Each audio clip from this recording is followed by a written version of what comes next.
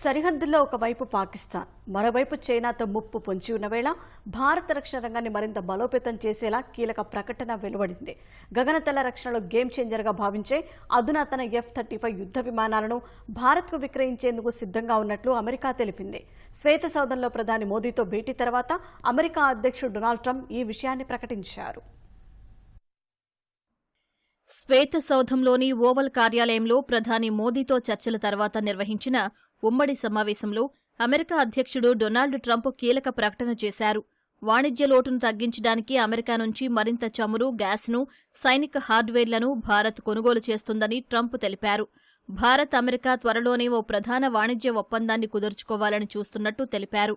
భారత్కు చమురు, గ్యాస్ సరఫరాలో అమెరికా నంబర్ 1గా నిలిచేందుకు ఒప్పందం జరిగినట్టు తెలిపారు. ఈ ఏడాది నుంచి భారత్కు మిలిటరీ ఉత్పత్తుల విక్రయాలను పెంచుతామన్న ట్రంప్ F-35 స్టెల్త్ ఫైటర్ జెట్లను కూడా భారత్కు విక్రయించేందుకు సిద్ధంగా ఉన్నట్టు తెలిపారు. Starting this year, we'll be increasing military sales to India by many billions of dollars. We're also paving the way to ultimately provide India with the F-35 stealth fighters. In 2017, my administration revived and reinvigorated the Quad security partnership. In our meeting today, the Prime Minister and I reaffirmed that strong cooperation among the United States, India, Australia, and Japan.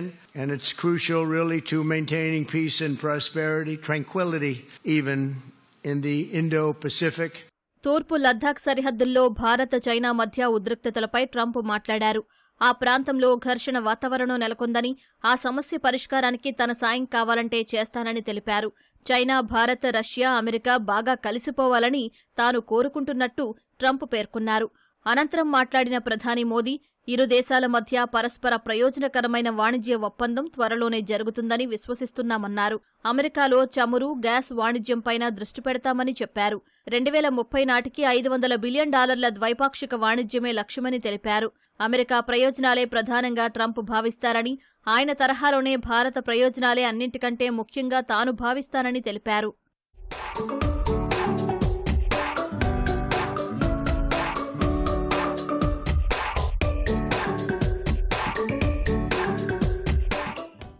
అమెరికాకు చెందిన అత్యాధునిక యుద్ధ విమానం F-35 ఇటీవల బెంగళూరులో జరిగిన ఏరో India 2025 షోలో విన్యాసాలు చేసింది.